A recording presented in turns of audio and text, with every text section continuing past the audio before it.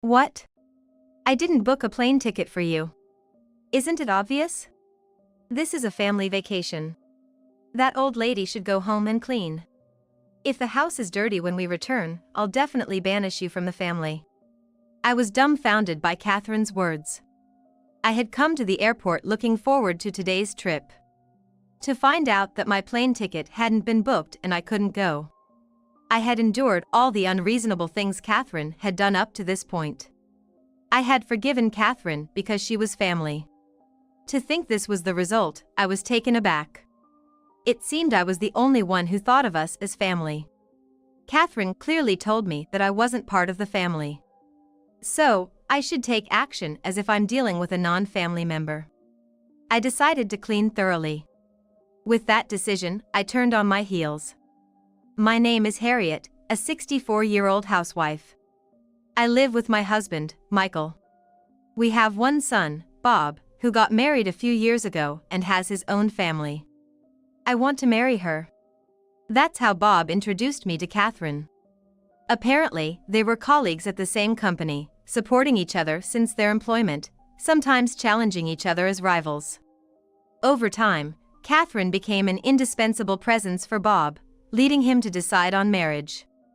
The first time I met Catherine, she had a charming smile and was very reliable. I thought she would take good care of Bob. I thought a new, happy life was starting. Bob and his wife lived with us. Bob suggested we live together so he could support us in our old age, but that was the beginning of the tragedy. One day, while having tea with Catherine, I served her some sweets I had received from a friend. Although Catherine looked dissatisfied throughout. These sweets aren't very tasty. Are you in your right mind, offering me these? Upon her comment, I tasted one myself. But it tasted delightful. The sweets were from a famous bakery in New York where people often lined up. My friend had stood in line just to get them for me. I was sure they were delicious. If you didn't like it, I'm sorry. But these sweets are from a popular place in New York. My friend queued to get these. I don't think they can be bad. Since I found it delicious, I couldn't agree with Catherine saying they weren't tasty. It even matched the tea perfectly. That's why I snapped at Catherine. You're standing up to me? You have some nerve. Who allowed you to live here? If you're nasty to me, I can tell Bob about it. I didn't mean to be nasty. I merely stated the facts. Yet Catherine threatened to report that I was mean. Usually, I would have told her she was wrong. But what if Bob believed Catherine's words? What if he took Catherine's lies at face value? That thought scared me, and I couldn't speak up any longer. Seeing my silence, Catherine seemed pleased and continued enjoying her tea. Before I knew it, Catherine had eaten more sweets than I had, and I thought it was hypocritical, considering she said they weren't tasty. By then, our relationship was already off track. The fact that I couldn't rectify it was proof of my lack of courage. If I had reported Catherine's hurtful words to Bob or Michael at that time, I believe such a terrible ending could have been avoided. However, being spineless, I was afraid of breaking the family bond. That's why I couldn't do anything, nor did I even consider taking any action. Even if I knew it could lead to a terrible outcome. Catherine's selfish behavior didn't end there. One day, she was getting dressed up to go out. That in itself was not an issue, but there were still chores left to be done. I'm going out for tea with friends, so you'll have to manage the housework alone, Harriet. I was taken aback by her words. There were established rules regarding housework. The rule was that Catherine and I, being housewives, would share the responsibilities. Catherine was trying to break that rule. Isn't that against our agreement? We need to keep up with the chores, you know. When I confronted her, Catherine puffed up her cheeks in annoyance and retorted. I'm about to go out and have fun, could you not bring me down with such remarks? But you're right, I haven't done my share of cleaning today. Could you please do it for me? Finish everything by the time I return in the evening. If not, there will be consequences. It was already past noon. The demand to clean the entire house starting now was excessive. Finishing by the evening seemed unreasonable. That's impossible. There's no way I can finish everything by the evening. No matter how you looked at it, it was unachievable. So, I told Catherine bluntly. But, it seemed my words irked her. With a frown, she shot back. Is that how a mother-in-law should be? Isn't a mother-in-law supposed to grant her daughter-in-law's wishes? Taking over the chores for me is also your duty. So, please do your best. With that, Catherine left the house. Left behind, I did my best all day. It appeared Catherine had been skipping her cleaning duties for several days, making it even tougher. Although it was challenging to finish by the evening, I finally managed to wrap things up by the time she returned. Catherine seemed slightly unsatisfied, but I was simply relieved it was over. I had always tried my best to get along with Catherine. Even when faced with unreasonable demands, I bore them patiently and somehow managed. Recognizing my efforts, Bob and Catherine invited us on a trip. It seemed Catherine had planned a trip to Hawaii for about 2 weeks. We want to have a family vacation after so long. We'll cover the expenses, what do you think? Upon hearing Catherine's words, I felt a sense of relief, thinking she finally appreciated my efforts. We quickly agreed to the trip and started preparing for our departure. And on the day of the trip, we came to the airport with Bob and Catherine. After checking our boarding gate, we had a moment to chat. We're looking forward to the trip. Let's make the most of it, I said, reaching out to Bob and Catherine. In my excitement, I was beaming. I was certainly thrilled about traveling overseas, but more importantly, I was happy that Catherine had planned the trip. I was confident it would be a wonderful journey. While in this buoyant mood, Catherine suddenly burst out laughing. Had I said something funny? As I tilted my head in confusion, Catherine dropped a bombshell. What? I didn't book a flight for you, Harriet. It's a family trip after all. Why don't you go back and clean the house? If the house is dirty when we come back, you'll surely be banished from the family. My eyes widened at Catherine's words. How could she not have booked a flight for me when it was supposed to be a family trip? Wasn't this supposed to be a trip for the family? No, Catherine had deliberately excluded me. All because she found me annoying or saw me as an adversary. I was flooded with a feeling of outrage. So, I hatched a plan to give Catherine a taste of her own medicine. All right, then. I'll head back. Don't worry, I'll clean the house just as you asked, I declared firmly. Bob and Michael seemed anxious amid the icy tension between Catherine and me. I'd always kept my feelings to myself and endured in silence. But that was about to end. I did as Catherine said, turned on my heel, and left the airport. But it's not like I was giving up. I had a plan up my sleeve. And that plan required me to return home. Once there, I began cleaning as she had instructed.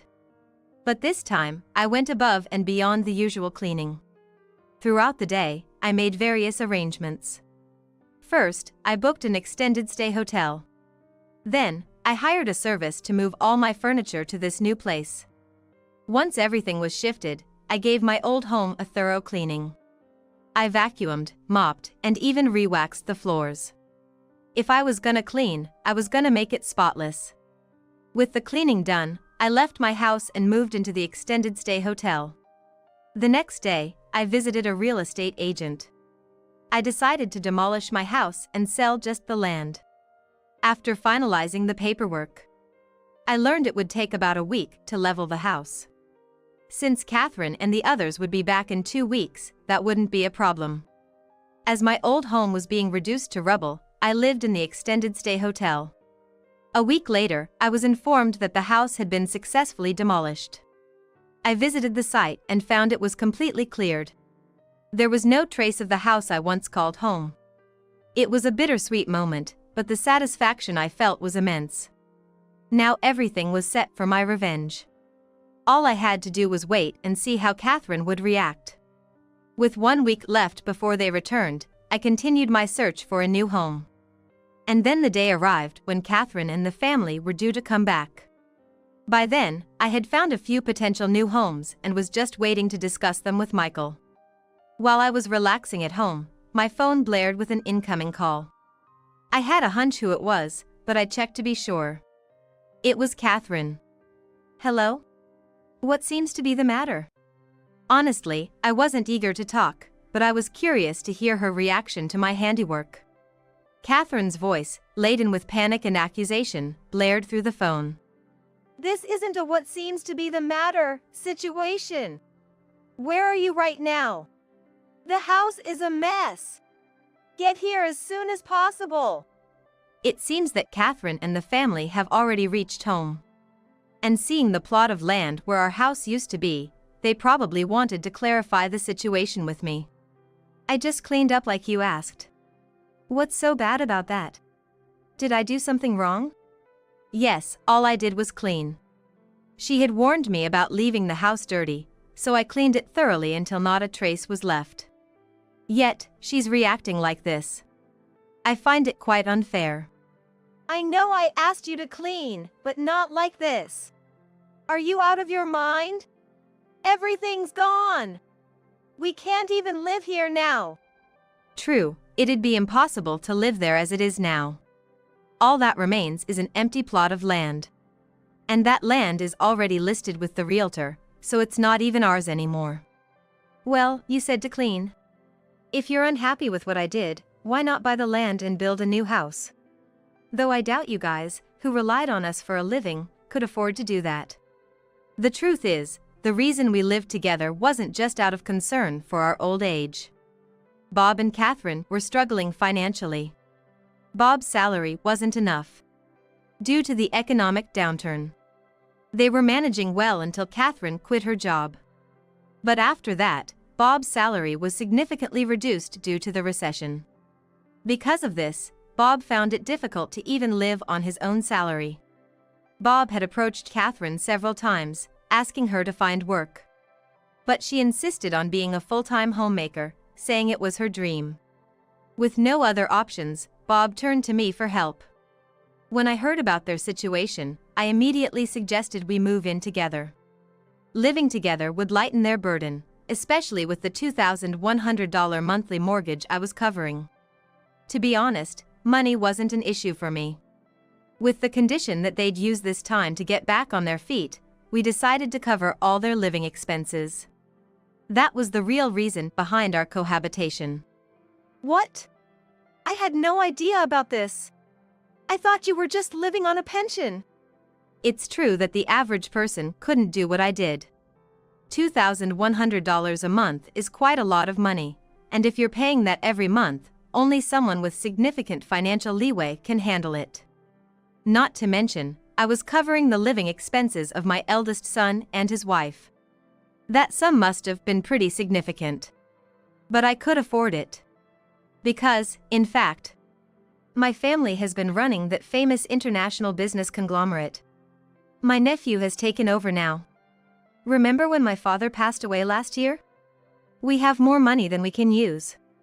Yes, my family has been leading this famous international business conglomerate for generations. So, we're essentially from a wealthy lineage. I've had a considerable amount of money ever since I was born, and I inherited a vast fortune from my father who passed away last year. What? Why didn't you tell us? We're family. Hearing about my affluent background, Catherine was clearly flustered and upset. Why didn't I tell? Because we're not really family. After all the times she belittled me, and then as soon as she realized my status, she changed her attitude completely. It was incredibly selfish and infuriating. Well, that doesn't matter now. But I want to take Michael and Bob with me. I'll come pick them up. I might be resentful of Catherine, but I felt sympathy for Bob and Michael, who were thrust into this situation without any consultation. Therefore, I believed the two of them should have the right to live with me. Of course, their wishes are paramount, but I wanted to confirm their intentions. I hung up the phone and drove back to where the house once stood. When I arrived, Catherine and the others were waiting. As I said, "Sorry for the wait." Catherine approached me. Please, forgive me. I now understand how powerful you are. Let's continue living together, after all, aren't we family? It's a bit harsh to abandon us over something like this, isn't it? Who was it that said we weren't family? She previously asserted that we weren't family and excluded me. Now, she's suddenly claiming we are family just to protect herself. Weren't you the one who said we aren't family? You didn't book a flight for me. Didn't you exclude me from the family trip because we aren't family? Catherine had clearly stated that we weren't family. That's why she didn't book the flight. Now, she's trying to flip the script, which feels incredibly deceitful. But it was just a prank. Don't you think you're overreacting? I wasn't serious. Just a prank? When the family trip was proposed, I felt so relieved. I thought all the terrible actions Catherine took could be forgiven. But that trust was broken. She betrayed me. To dismiss it as a mere prank is something I couldn't accept. Sorry, Catherine, but I can never forgive you. No matter how much you apologize, even if it was a prank, never. So please, give it up. I made it clear. I really can't take it anymore. Up until now, I've tried so hard to consider Catherine as family. Even when household chores were pushed onto me, I justified it because we were family. Even when complaints were made about things I did, I tried to stay positive, thinking she was just trying to connect. But after all my efforts, Catherine betrayed me terribly. She explicitly told me at the airport that we weren't family. No matter how hard I tried, it was all in vain. No matter how much I wanted to accept Catherine as family, she never recognized me as such. It was a painful reality. A fact I wanted to turn away from. Yet, I couldn't run from it. My heart felt like it was screaming from the pain. I've done my best up until now, trying to live together, hand in hand, as a family. I tried to accept Catherine. But I can't do it anymore. So please give up. I firmly told her this. Upon hearing those words, Catherine drooped down, saying, "Why?" and slumped to the ground. Bob, looking worried, called out, "Catherine." But she didn't respond. To be honest, I thought it might be a nuisance to the neighbors. Still, I had no intention of dealing with Catherine any longer, so I decided to leave her behind. After confirming with Michael and Bob, both wanted to come with me. So, as I got the two into the car to head to a temporary apartment, Catherine, who had been in a daze, rushed over, desperately clinging to me, saying, "Please don't abandon me. I can't cope without you. If you leave me like this, Despite her plea, my mind was made up. I had no intention of taking Catherine with us. "I'm sorry, but please give up. The only ones I want to live with are Michael and Bob. You're not family, so it's absurd to live together, isn't it? It's absurd to support or live with someone who isn't family. Up until now, I've supported her because she was family. But if she's not family, it's a different story. There's no reason for me to go out of my way for Catherine anymore." Ignoring Catherine, I drove off. She was crying throughout. But it was a fate she brought upon herself. After that, the couple, Bob and Catherine, decided to divorce. Bob initiated the divorce, and as expected, Catherine resisted. However, once Bob hired a lawyer for the divorce proceedings, it was discovered that Catherine had been misusing household funds. The divorce went through smoothly. Of course, the misused money was demanded as compensation. Upon investigation, it was found Catherine couldn't pay back the misused funds. But Bob, showing no intention of forgiveness, demanded payment. Catherine tried to return to her parents' home, but Bob had already informed them of her reckless actions, and they were furious. She was apparently kicked out. Now, she lives alone, working day and night, trying to pay off her debts. Meanwhile, the three of us are living happily. We moved to a new home after discussing it together and are now enjoying a peaceful life. The problem with Catherine escalated more than I had imagined. The fact that I couldn't go on the family trip still lingers a bit. To make up for it, Bob planned another trip to Hawaii for us. I want to travel as much as I can while I'm still able-bodied. I can't thank Bob enough for understanding my wishes. From now on, I want to support Bob as much as possible to get his life back on track.